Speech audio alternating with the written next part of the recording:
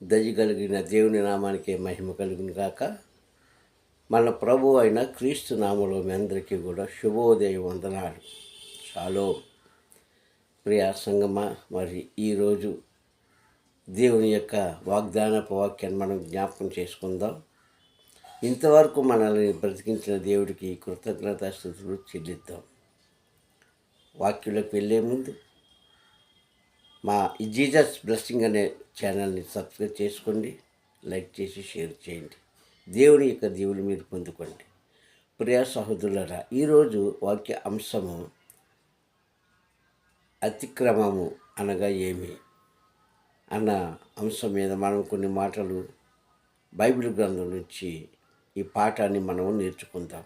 దేవుని స్తోత్రం, హల్లెలూయా. సర్వసాధారణంగా పాపం చేసిన వారు, మోసం చేసిన వారు, మోసగించబడిన వారు ప్రభు పాదాల దగ్గరికి వెళ్ళి ప్రార్థన చేస్తూ ఉంటారు. మంచిది. ఇంతకీ అతిక్రమం అంటే ఏమిటి అని ఒక్కసారి మనం జ్ఞాపకం చేసుకుంటే, అతిక్రమము అంటే క్రమము ప్లస్ అతిక్రమము. క్రమం అంటే ఒక పద్ధతి, అతిక్రమం అంటే పద్ధతులను మించినది అని అర్థం. ఇక్కడ ఒక మాటను మనం జ్ఞాపకం చేసుకుంటే, అన్యులు కానీ ముసల్మాన్లు కానీ పాపం చేస్తున్నారు. వారి నోటిలోంచి ఎక్కువగా పాపము అన్న మాట రాదు. గమనించండి మీరు. ఎక్కువగా క్రైస్తవులైన మనమే పాపం పాపం పాపం పాపం పాపం ఇది పాఠం అయిపోయింది ప్రతి ఒక్కరికి కదా. సైతాన్ సైతాన్ సైతాన్ సైతాన్ ఇది కూడా పాఠం అయిపోయింది. ఇవి రెండు పదాలు ఖచ్చితంగా వాడలేని క్రైస్తవుడు ఎవరూ లేరు, విశ్వాసులు కానీ సేవకులు కానీ. ఏంటి, ఒకటి పాపము, రెండోది సైతాను. ఎప్పుడైతే నీవు పాపాన్ని ఎక్కువగా తలంచుకుంటావో అది నీ దగ్గర రాకుండా పోదు ఖచ్చితంగా. అలాగే అపవాదం ఎక్కువగా తలంచుకుంటావో అది నీ దగ్గర రాకుండా పోదు. ఇప్పుడు రోడ్డు మీద ఎవరైనా వెళ్ళిపోతున్నారు, నీవు ఎవరైనా పిలిచావనుకో 2-3 సార్లు, ఒకసారి 2 సార్లు వినకపోయినా 3వసారి అని విని వారు ఎందుకు నన్ను పిలుస్తున్నారు అని దగ్గరకు వస్తారు కదా, రాకుండా పోరు. ఏమ్మా ఎందుకు నన్ను పిలిచామని అడుగుతారు. అలాగే మనం పిలుచుకుంటున్నాం పాపాన్ని, అపవాదుని. కానీ బైబిల్ అది చెప్పలేదండి, దేవుడు అది చెప్పలేదు. ఇంతకీ అతిక్రమం అంటే ఏంటి? దేవుని యొక్క ఆజ్ఞ పాటించకపోవడమే అతిక్రమం. దేవుని స్తోత్రం, హల్లెలూయా అని ఖచ్చితంగా బైబిల్లో రాయబడింది. ఇది పట్టించుకోరు. పాపిని ప్రభు, పాపిని ప్రభు, పాపిని ప్రభు. క్రీస్తు ఏమన్నాడు? క్రీస్తు కాలంలో క్రీస్తు ఏమన్నాడు తెలుసా? బైబిల్ ఏం చెప్పిందో తెలుసా? క్రీస్తు రక్తం ద్వారా ప్రతి పాపమును కొట్టివేయబడింది, కడగవేయబడింది అని భక్తుడని పౌలు గారు చెప్పారు. అది మనకు వినబడదు, కనబడదు. అంటే నీవు పాపానికి అలవాటు పడిపోయావు. పాపానికి అలవాటు పడిపోయావు కనుక త్రాగుడు మానవు, అబద్ధాలు మానవు, మోసం మానవు, ఇంకొకటి మానవు, ఏది కూడా మానవు. దేవుడికి ఇష్టం లేని ఏది కూడా నీకు అన్నీ నీకు ఇష్టమే. దేవుడికి ఇష్టం లేని నీకు ఇష్టం. అది మానుకుంటేనే కదా. అది మానుకో గనకనే పాపిని ప్రభా, పాపిని ప్రభా, పాపిని ప్రభా అంటున్నా. పాఠం అయిపోయింది అది. కానీ దేవుడు ఏమన్నాడు తెలుసా? ఇప్పుడు వాక్యం చూద్దామా? వాక్యం ఖచ్చితంగా చూడాలి. ద్వితీయోపదేశకాండం 5వ అధ్యాయంలో 16వ వచనంలో పరమ తండ్రి చెప్పిన మాట. ద్వితీయోపదేశకాండము 5వ అధ్యాయము 16వ వచనంలో ఆయన ఏమన్నాడంటే, నీ దేవుడైన యెహోవా నీకు ఆజ్ఞాపించిన ఆజ్ఞలన్నిటినీ గైకొనుచు నీవు ఈ దేశంలో దీర్ఘాయుష్మంతుడుగా ఉండాలంటే ఒక పని చేయని చెప్పాడు. ఏంటి? నీ తల్లి నీ తండ్రిని, ఏంటి, నిన్ను కన్న తల్లిని తండ్రిని సన్మానించు, గౌరవించు, వారి మాటలకు లోబడు, వారిని ప్రేమించు అని చెప్పాడు. ఈ మాట నేను వాక్యంలో చాలాసార్లు చెప్పాను. ఎంతమంది విన్నారు, ఎంతమంది వినలేదో నాకు తెలియదు. వినకపోతే వినండి, నేర్చుకోండి. ఆయన చెప్పింది ఏంటి? నీ దేవుడు యెహోవా నీకు ఆజ్ఞాపించే ఆజ్ఞలను దాటి బయటికి వెళ్ళొద్దు అన్నాడు. నా కట్టడాల్లోంచి బయటికి వెళ్ళొద్దు అన్నాడు. నిబంధనలోంచి బయటికి వెళ్ళొద్దు అన్నాడు. బయటకు రాకుండా ఎవరున్నారు? క్రీస్తు అన్న పవిత్రమైన రక్తం ద్వారా మనుషుల యొక్క ప్రతి పాపమును కడుగు వేయబడింది అని భక్తుడు చెప్తున్నాడు పౌలు గారు. చదువుకుంటున్నాం, బైబిల్ మోస్తున్నాం, పక్కన పెడుతున్నాం, మళ్ళీ మన మామూలు పనులు మనం చేసుకుంటున్నాం. ఏ మాట అన్యులు ఎందుకంటారు? ముసల్మాన్లు ఎందుకంటారు? క్రైస్తవులు మనమే పాపిని గుండెలు బాదుకుంటారు. ఆడవాళ్ళు అయితే మరీని, స్త్రీలైతే మరీని. నిన్ను పాపంలోంచి బయటికి తీసుకొచ్చాడు దేవుడు. ఇక కుటుంబ సమస్యల్లోంచి, శరీర బలహీనలోంచి అన్నది ఒకసారి మనం పక్కన పెడితే అది మామూలుగా వస్తూ ఉంటుంది. పాపంలోంచి నిన్ను బయటికి తీసుకొచ్చాడు తన కుమారుడైన అద్వితీయ కుమారుడైన క్రీస్తు యొక్క రక్తం ద్వారా. ఇంకా నువ్వు పాపం అంటే నువ్వు ఆ పాపాన్ని విడిచిపెట్టట్లేదు, అబద్ధాన్ని విడిచిపెట్టలేదు, మరొకటి విడిచిపెట్టట్లేదు. నువ్వు కనుక నువ్వు పాపిని అంటున్నావు. అతిక్రమం అనగా దేవుని యొక్క ఆజ్ఞను పాటించకపోవడం అతిక్రమం, అంతే. ఇంక అంతకన్నా దీని మించింది ఏమీ లేదు. భక్తుడైన పౌలుగా చెప్పిన మాట.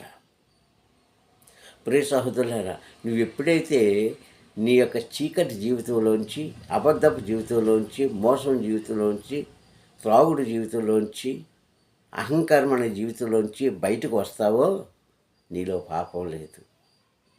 నీ పవిత్రుడివే, పరిశుద్ధుడివే. అందుకే కదా మనకు ఒక వంశం ఏర్పాటు చేశారు ప్రభు. ఏ వంశం అది? రాజవంశము. దేవుని స్తోత్రం, హల్లెలూయా. ఏ వంశం అండి? రాజవంశం.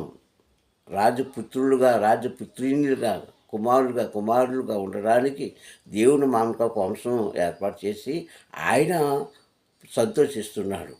కానీ మనము సంతోషం లేదు. ఇంకా మనం అదే పాఠం. ప్రియ సంగమా, రోజులు గడుస్తున్నాయి, వారాలు గడుస్తున్నాయి, నెలలు గడుస్తున్నాయి, సంవత్సరాలు గడుస్తున్నాయి, తరాలు మారిపోతున్నాయి.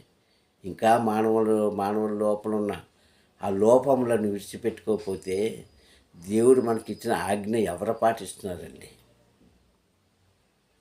అక్కడ నాకు చెప్పింది మొదటిది ఏంటంటే, నీ తల్లిదండ్రులను నీవు సన్మానించి, గౌరవించి, మాటకు విలువ, సన్మానం అంటే మాటకు విలువ ఇచ్చి, నిన్ను కన్నందుకు వారి రుణం తీర్చుకో.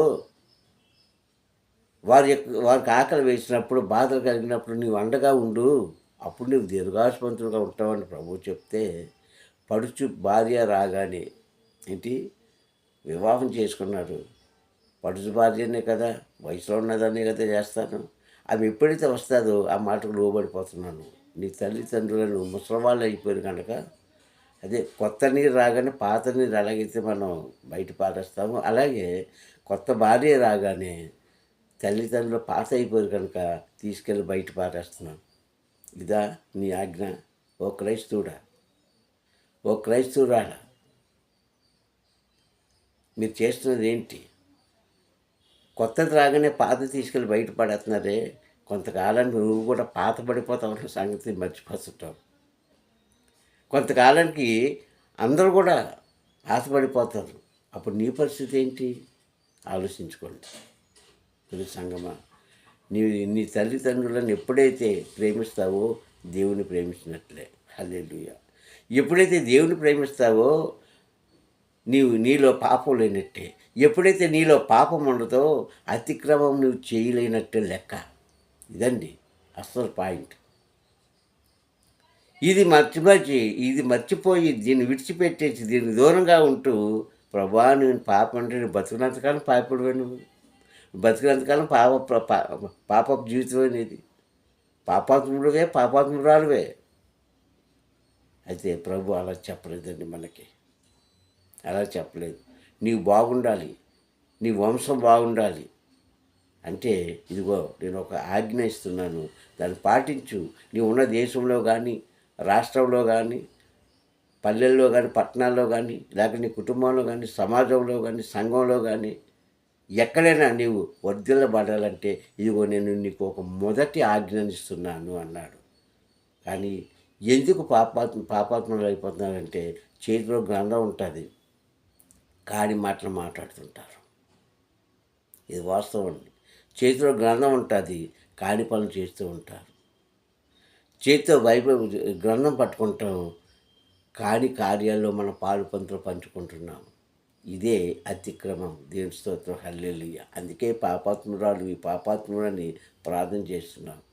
దేవుడు ఆ ప్రార్థన అంగీకరిస్తాడో లేదో నాకు తెలియదు, కానీ ప్రభువు చెప్పిన మాట ఏంటంటే, నీవు పాపాత్మురాలు కాదు. ఎప్పుడైతే నాలో నీవు కడగబడ్డావో, ఎప్పుడైతే నన్ను నీవు అంగీకరించావో, ఎప్పుడైతే నన్ను నీవు ప్రేమించావో, ఓ కుమారుడా కుమార్తె, నీలో ఉన్న ప్రతీది కూడా నేను తొలగిస్తున్నాను, చీకటి జీవితాన్ని. ఒక్క మాటలో చెప్పాలంటే దేవుని స్తోత్రం, హల్లెలూయా.